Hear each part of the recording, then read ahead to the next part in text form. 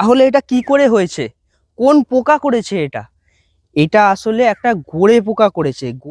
আমি এখন এমন একটা বাঁধাকপির জমিতে দাঁড়িয়ে আছি যেখানে 90% বাঁধাকপি গাছ, 10% ফুলকপি গাছ আছে। কিন্তু এই মুহূর্তে এখানে দেখো, যে উদ্দেশ্যে এসেছি, এই গাছটা দেখো, এই গাছটা দেখো, এইটা দেখো, এইটা দেখো, এখানে সামনে এসো, এইটা দেখো। এই গাছগুলোর অবস্থা দেখেছো? পোকাতে পুরো ঝাঁঝরা করে দিয়েছে। এগুলো থেকে আর কপি উৎপাদনে আশা করা যায় না। এগুলো একটা ক্ষতি। তাহলে এটা কি করে হয়েছে? কোন পোকা করেছে এটা? এটা আসলে একটা গোড়ে পোকা করেছে। গোড়ে পোকা কেমন দেখতে জানো? আমাদের সোয়া পোকা দেখেছো তো, প্রজাপতির লার্ভা? ওই সোয়া পোকার গায়ে কাঁটা না থাকলে যেমন দেখতে হয়, গোড়ে পোকার ঠিক হুবহু ওই রকম দেখতে। এই গোড়ে পোকার কাজ কি? শুধু গাছের মধ্যে থেকে পাতাগুলো খেয়ে মলত্যাগ করে এখানেই জীবন ধারণ করা। তাহলে এর প্রতিকার কি? কি করে এই গোড়ে পোকার হাত থেকে বাঁচবো? এই গোড়ে পোকা তাড়ানো বা মারার উপায় একটাই, পোলার ওষুধ।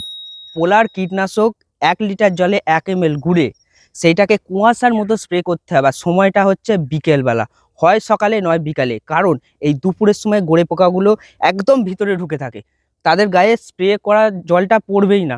তাই বিকেল আর সকালের সময়, ঠান্ডার সময় কুয়াশার মতো স্প্রে করলে তার গায়ে ওষুধটা পড়লেই সে মরে যাবে।